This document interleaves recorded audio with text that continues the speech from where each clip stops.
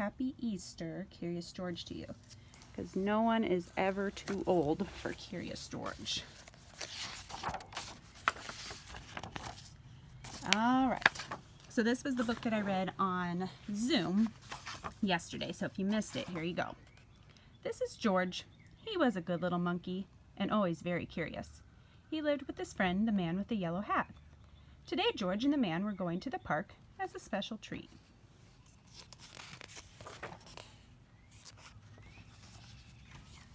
George was curious the moment they got to the park. It was Easter and the park was full of people. There were so many bright colors and so many things for a little monkey to do.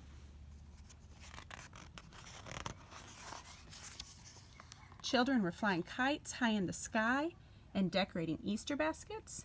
They were even having races rolling eggs. That sounds like fun. Then George saw a small corral with a sign on it. What could be inside? A soft white bunny. He patted the bunny and fed it a carrot. But what was this? People were dyeing Easter eggs yellow and blue and pink. That's actually what we're about to do tonight. George was curious. He had never dyed an egg before. George dyed an egg yellow. Then George had an idea. With yellow and red, he made orange. With yellow and blue, he made green. And with red and blue, he made purple. He dyed eggs as only a monkey can, 4 at a time.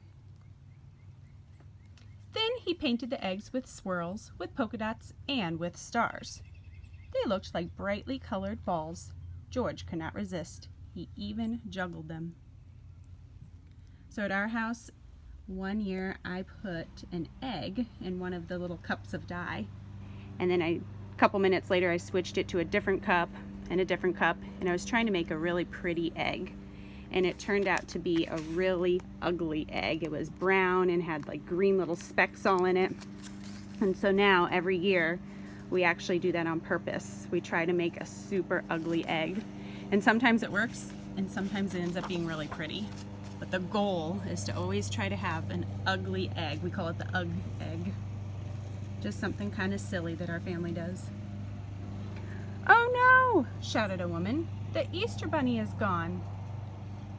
But George didn't notice, because just then he saw a man losing one egg, then another egg, and then even more eggs. In an instant, George grabbed a basket and began to help the man find them. George found eggs here and he found eggs there.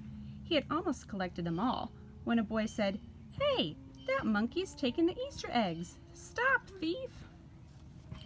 George was so busy that he did not even hear him. Then he saw another egg, a white egg under some bushes, perfect for dyeing. It wasn't an egg at all. It was a bunny's tail. Whoops.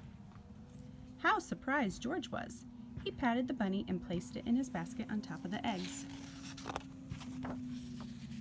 "Hey, that monkey found the Easter bunny," said a girl. "Hurrah!" cried a boy. Everyone congratulated George. "Now that the Easter bunny is safe and sound, George," said the man with the yellow hat, "can you hide all of the eggs you gathered so the children can find them?" For this job, he was lucky to be a monkey. George hid the eggs in all the places a curious monkey would. Those are some tough places and silly. It was the best egg hunt ever. After the hunt, George and the man with the yellow hat waved goodbye to their new friends.